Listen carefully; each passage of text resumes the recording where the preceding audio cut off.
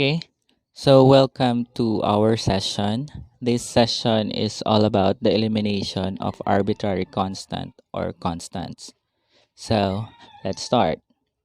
For you to be able to eliminate the arbitrary constant in the differential equation, you must define first what is an arbitrary constant. So arbitrary constant is defined as a symbol to which various values may be assigned but which remains unaffected by the changes in the values of the equation.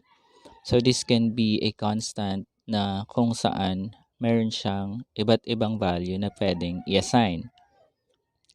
So for you to be able to solve for the elimination of arbitrary constant, we have the process in solving this equation. First is to identify the number of the arbitrary constant in the equation. So, kailangan alamin mo kung ilan yung arbitrary constant dun sa equation kasi yun yung magiging basis mo. Basis for what? Next is differentiate the equation based on the identified number of the arbitrary constant. So, sabi ko kanina, it would be the basis kung ilan yung arbitrary constant mo kasi dun nakadepende kung ilang beses mo siya i-differentiate. So, for example, you have one arbitrary constant. You have to obtain up to first derivative only. But if you have two arbitrary constant, you have to differentiate up to second derivative and so on. Then next is to simplify the equation until the arbitrary constant or constants is eliminated. Kasi meron tayong mga equation na after achieving yung highest derivative na kailangan mo, hindi pa rin i-eliminate si arbitrary constant. So you have to think of a way na kung saan may eliminate natin si arbitrary constant. Okay? So let's start with the example. Okay, example number 1 is, let's say you have x cubed minus 3x squared y equals c. So identify first which is the arbitrary constant. In this equation, c is the arbitrary constant. So you only have one arbitrary constant. So you have to obtain up to first derivative. So i-differentiate natin sa equation up to first derivative. So the first derivative of this equation is, you have the derivative of x cubed is 3x squared.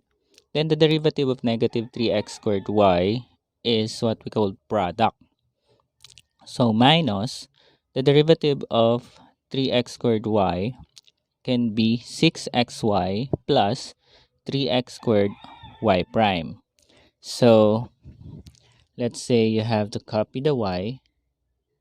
Then you have to differentiate 3x squared. That would be 6x. Then for the product of that, you will have to copy 3x squared. Then the derivative of your y is y prime. Then that it's equivalent to the derivative of the c. Since c is constant, then the derivative of the constant is 0. So if you will notice, you don't have your arbitrary constant. So, na-eliminate na natin sa arbitrary constant. So, the next step would be simplifying the equation.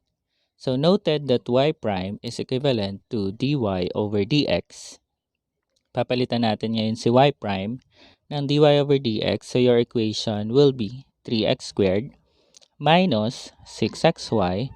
Then, distribute the negative sign dun sa loob. You will now have negative 3x squared. Then, y prime is equivalent to dy over dx, then that is equated to 0. Now, to simplify again this equation, you have to multiply the whole equation to dx.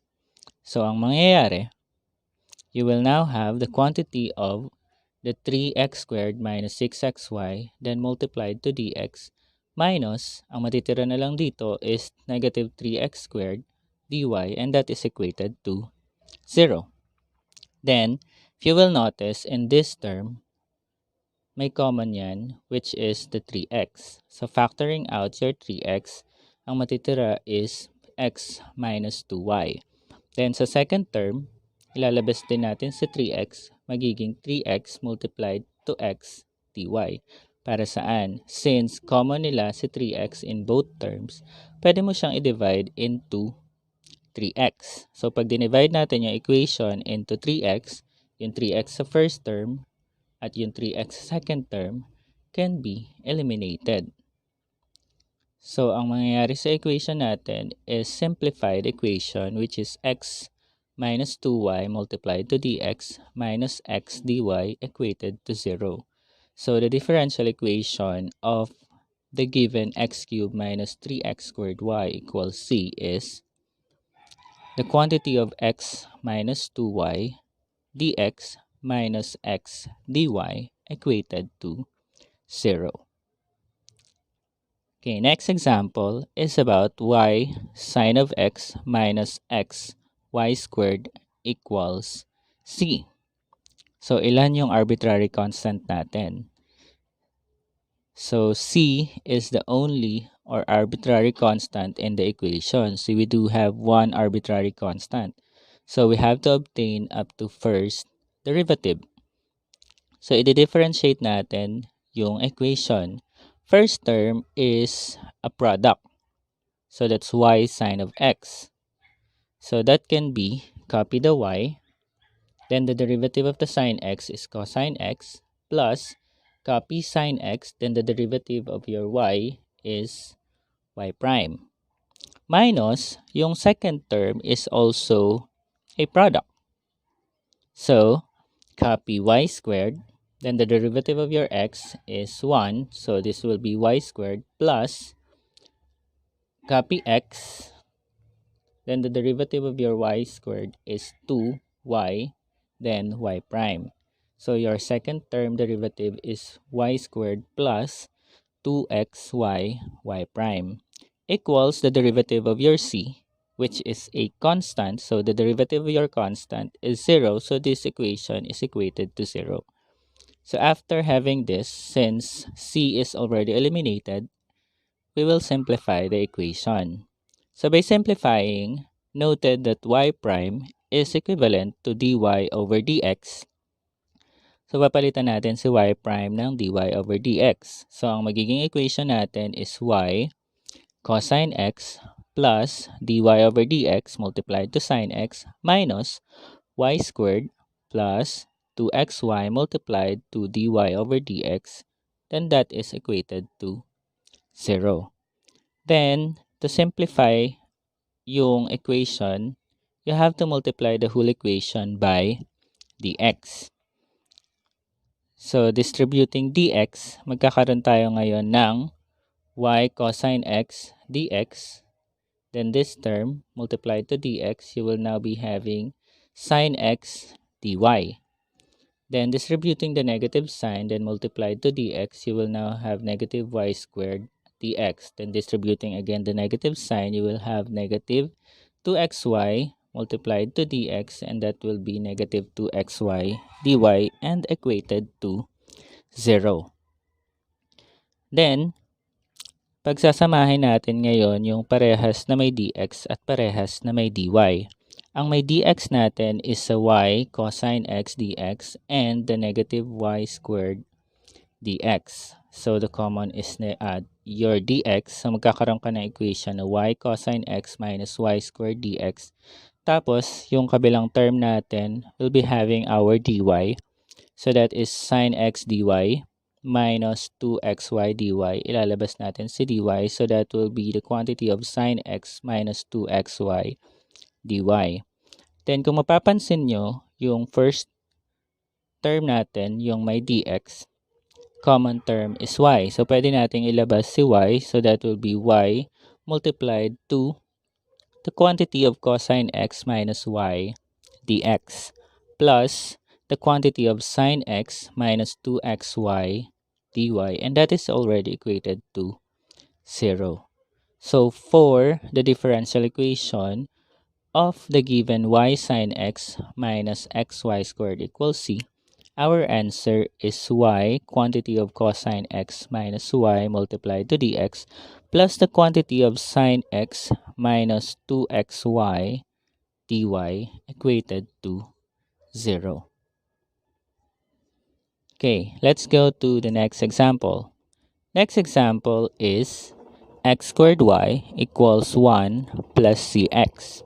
In this equation, you have c as an arbitrary constant. So, isa lang si c. So, you will have one arbitrary constant. So, you need to obtain up to first derivative. Then, differentiate natin yung equation. You will now be having yung x squared y is a product. So, copy y. You have to copy y. Then, differentiate x squared. You will now have 2x. Plus, copy x squared, then the derivative of your y is y prime. Then, equals the derivative of your right side. Derivative of 1 is 0, but the derivative of your cx is c. So, if you will notice, your first derivative didn't eliminate the arbitrary constant c. So, we will think of a way kung paano natin siya i-eliminate. So, you have to simplify. Take note that your y prime is equal to dy over dx. So, papalitan muna natin si y prime. So, your equation now is 2xy plus x squared multiplied to dy over dx equals to c. So, question is, saan natin hahanapin si c?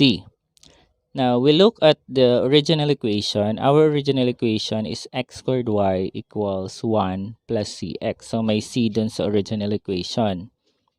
So, ang gagawin natin, kukuhanin natin yung c doon sa original equation.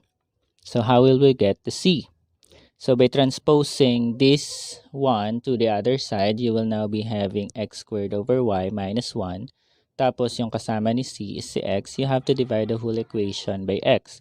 So, the value of our c there is c equals x squared y minus 1 all over x. So, gagamitin natin yung value ni c dun sa iniwan nating equation kanina.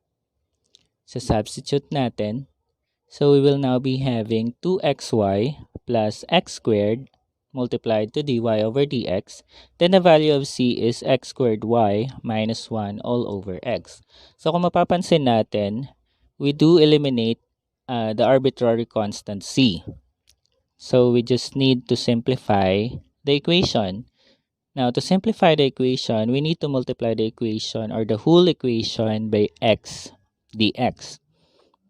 So, multiplying the equation by x dx, we will now be having 2xy multiplied to x dx. You will now have 2x squared y dx.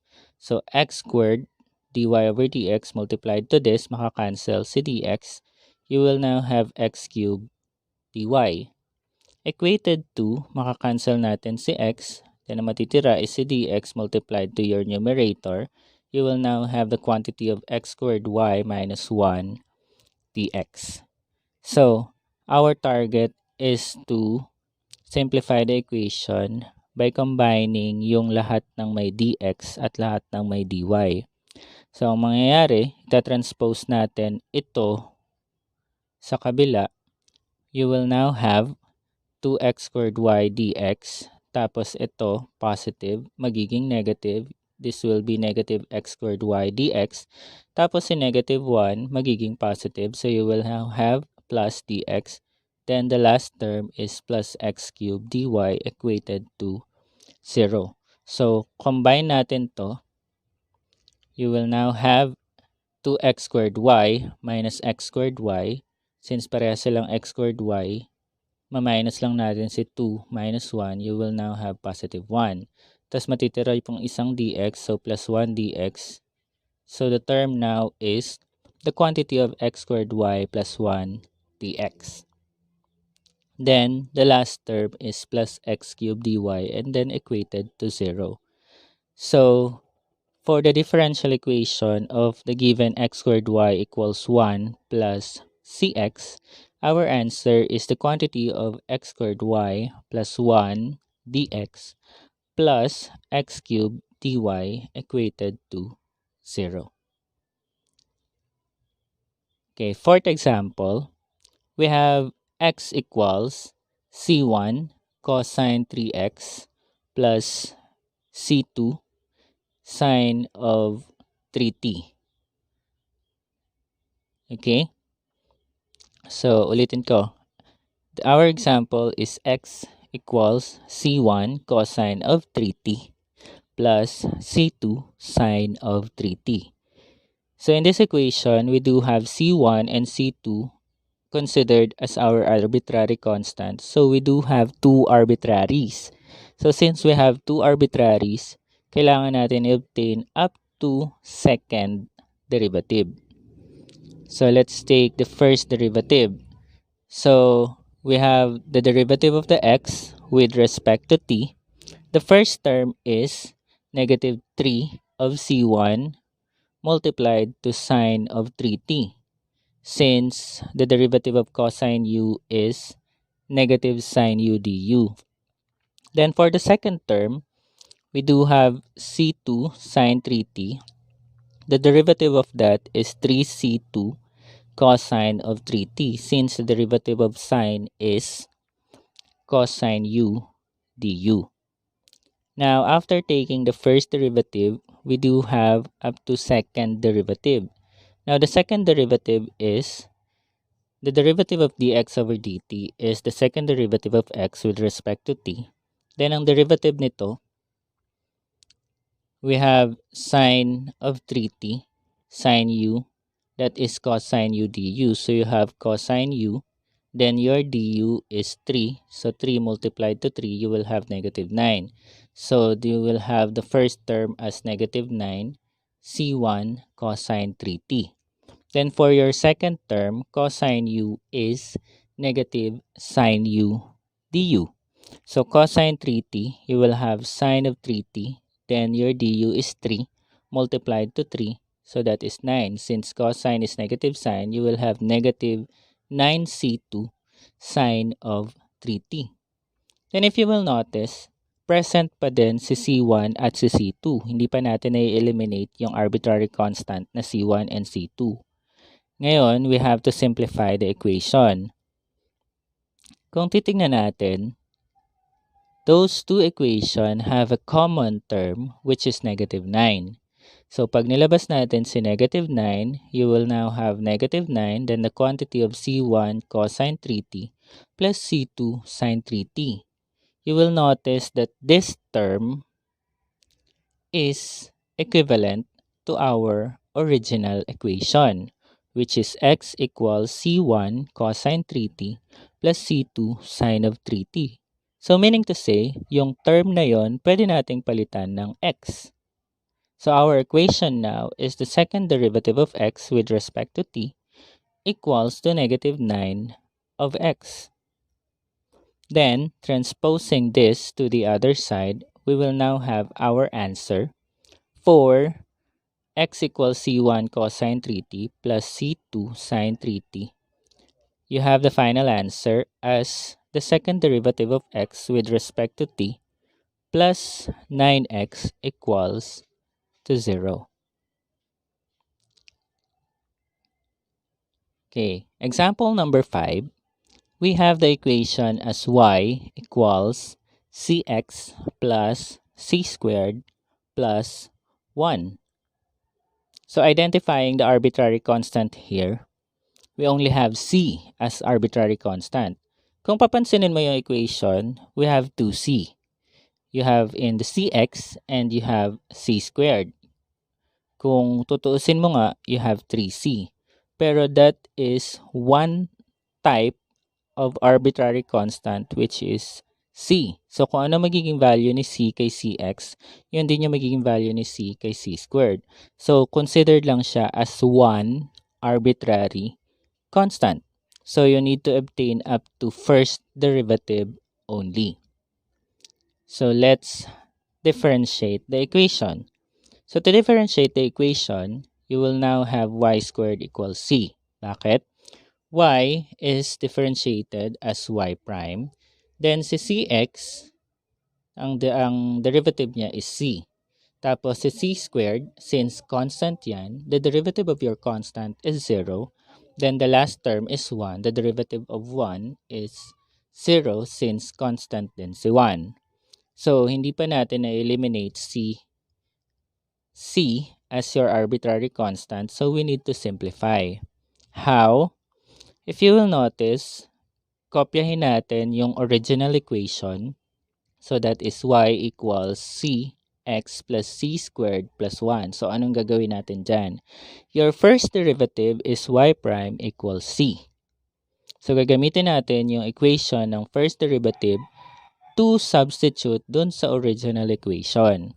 So isa-substitute mo yung c as y prime dun sa equation mo, you will now be having y equals x multiplied to y prime plus the quantity of y prime squared plus 1.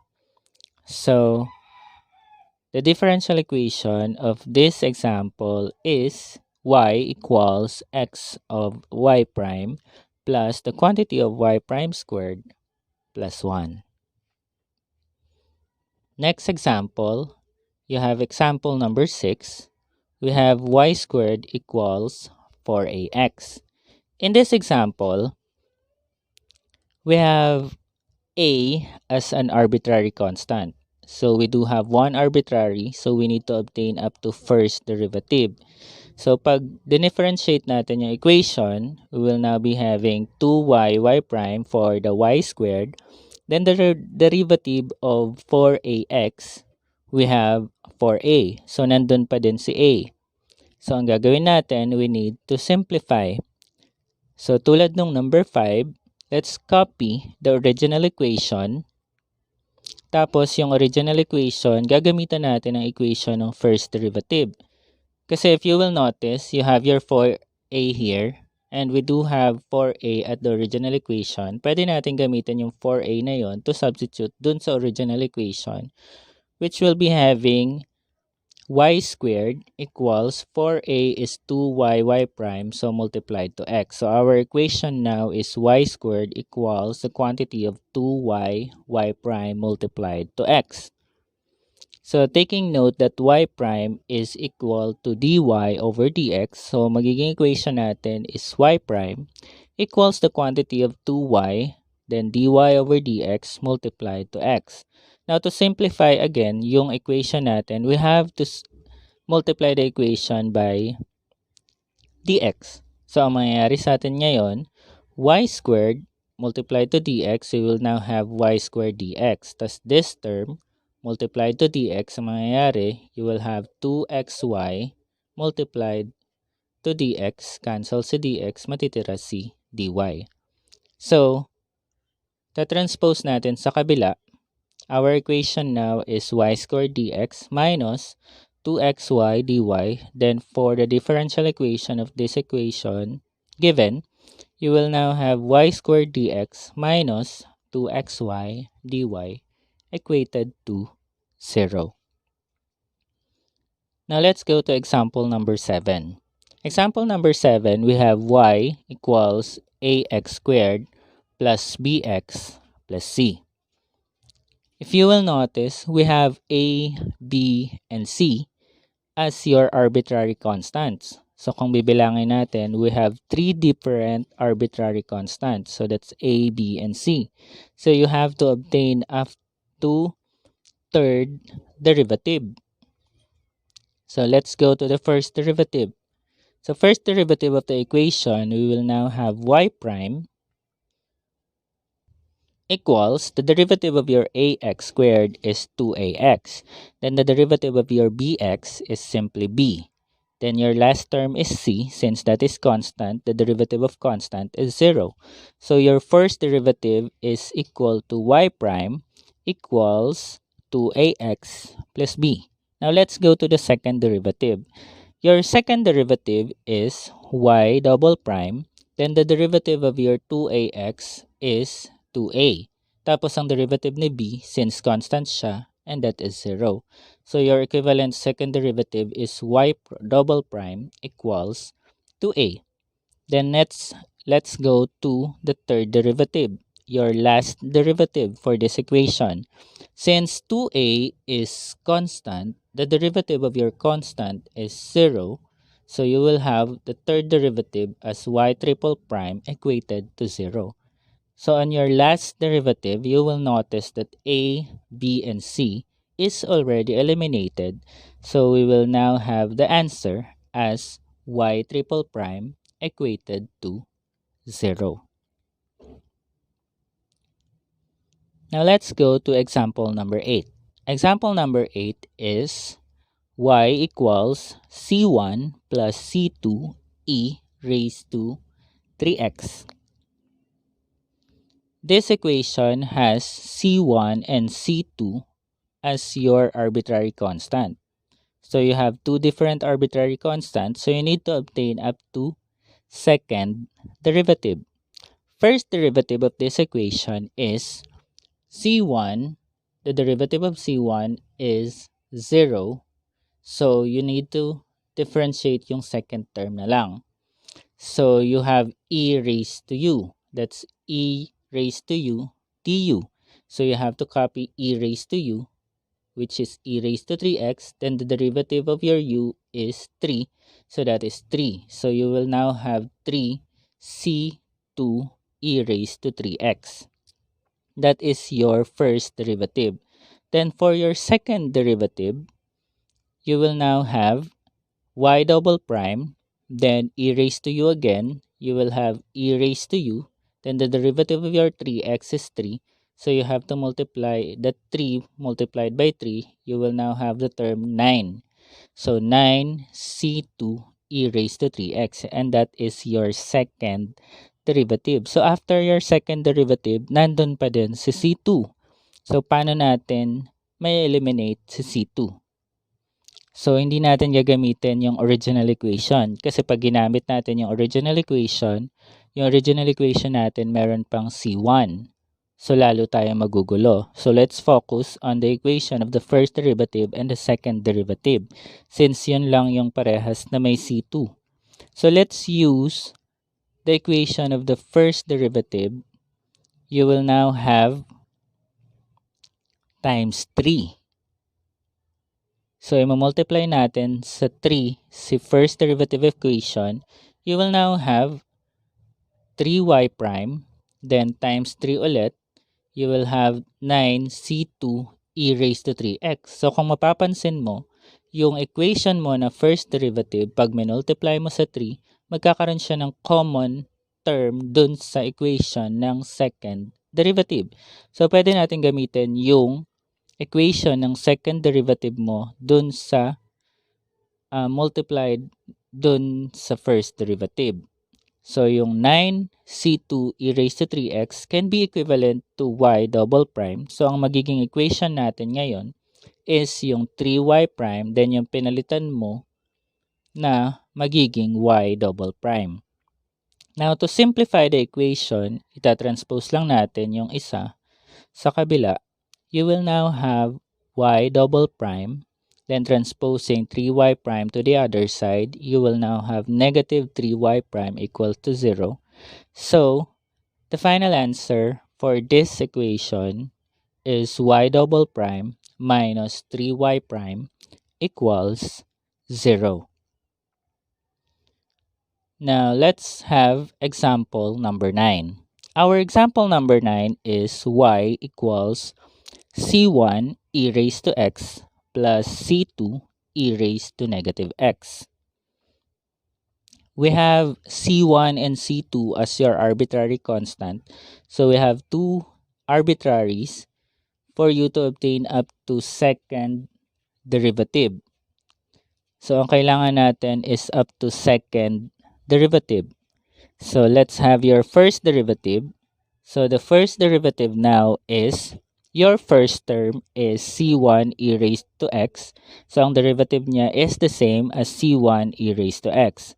But your second term has c2 e raised to negative x.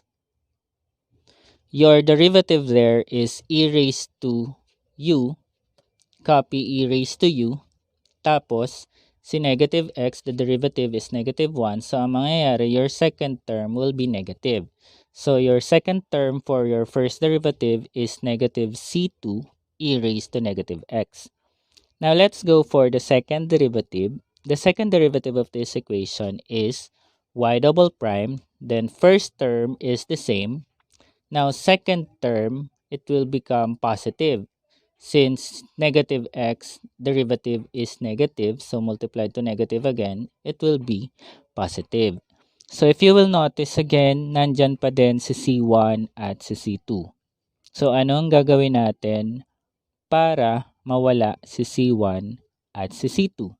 So let's simplify. Kung mapapansin mo, your original equation is y equals C1 e raised to x plus C2 e raised to negative x. May kamukha siya, tama? Ang kamukha niya ngayon is yung equation ni second derivative. So, pwede mong gamitin yung equation ni second derivative para i-substitute dun sa equation. So, ang mangyayari sa atin ngayon, we will now have an equation of y double prime equals to y. Then, all we have to do is to simplify the equation. We will now have y double prime minus y equals to 0. So, the final answer for this example is y double prime minus y equated to 0. Now, let's go for our final example or our last example, which is example number 10. We have y equals c1 e raised to 2x plus c2 e raised to 3x. Now, c1 and c2 are considered to be your arbitrary constants. So you have two arbitraries. So you have to obtain up to second derivative. So your first derivative is y equals 2c1 e raised to 2x plus 3c2 e raised to 3x. Now let's go for the second derivative. Your second derivative is now y double prime equals 4c1 e raised to 2x plus 9c2 e raised to 3x. Now if you will notice, you still have your C1 and C2. Kaya lang, if you look at the original equation, tapos dun din sa first derivative equation, parang napakahirap tanggalin ng C1 and C2. Now, we will think of a way kung paano natin siya isi-simplify. Look at your original equation or the given equation, pwede natin siyang i-multiply into 3. Pag minultiply natin siya into 3, your new equation will be 3y equals 3c1 e raised to 2x plus 3c2 e raised to 3x. Saan natin gagamitin yon? Now, look at your first derivative equation. Pwede natin siyang kopyahin. So, since kinopya nyo siya, wala siyang changes, you will now have y prime equals 2c1 e raised to 2x plus 3c2 e raised to 3x. Doon sa dalawang equation, mapapansin nyo that you have common term which is 3c2 e raised to 3x. So, para ma-eliminate natin yung term na yon, you have to subtract the two equation. So, pag sinubtract natin yung two equation, makakancel natin yung last term nila parehas. Then, by subtracting yung two equation, magkakaroon tayo ng bagong equation which is 3y minus the y prime. You will now have 3y minus y prime. Then, ito, you have both c1 e raised to 2x, c1 e raised to 2x. So, ang tendency na lang, you have to subtract 3 saka 2. You will now have 1. So, ang magiging term mo na lang dyan is c1 e raised to 2x. So, na-eliminate natin si c2 dun sa equation na yon. Ngayon, hahanap pa tayo ng isang equation na meron na lang c1. Now, look at the first derivative equation. Pwede natin siyang i-multiply ng 3. So, ang magiging bago niyang equation, you will now have 3y prime equals 6c1 e raised to 2x plus 9c2 e raised to 3x. Saan natin gagamitin? Now, we will use the equation of the second derivative. Copy that. You will now have y double prime equals 4c1 e raised to 2x plus 9c2 e raised to 3x. So, mapapansin ulit natin na they will have common, which is yung last term, that is 9c2 e raised to 3x. Parehas positive. So, pwede natin siyang i-subtract. So, pag sinubtract natin yung dalawang equation, makakancel natin yung last term. So, magiging new equation natin is 3y prime minus y double prime. Then, subtracting this 2, parehas silang may c1 e raised to 2x. Then, 6 minus 4 is 2. So, that is your new equation. So, yung equation natin kanina at yung equation natin ngayon, parehas na silang may c1 e raised to 2x. So, pwede na natin gamitin yung kanina natin na c1 e raised to 2x dun sa bago nating equation, isa-substitute natin. So, magkakaroon tayo ngayon ng this will have 3y prime minus y double prime equals twice, then yung c1 e raised to 2x kukunin natin dun sa lumang equation, quantity of 3y minus y prime. So all you have to do is to simplify this equation. So pag sinimplify mo yung equation na yon, magkakaroon tayo ng 3y prime minus y double prime equals 6y minus 2y prime. So all you have to do is to transpose dun sa kabilang side para mapagsama-sama natin. We will now have y double prime minus 3y prime plus minus 2y prime plus 6y equals 0. Then pagsamahin natin yung common term, we will now have an equation of y double prime minus 5y prime plus 6y equals 0. So that's it. We already eliminated C1 and C2 dun sa given equation natin. So for the final answer of this given, you will now have y double prime minus 5y prime plus 6y equals 0. And that's all for this session. I hope you learned a lot in this topic. So thank you and God bless.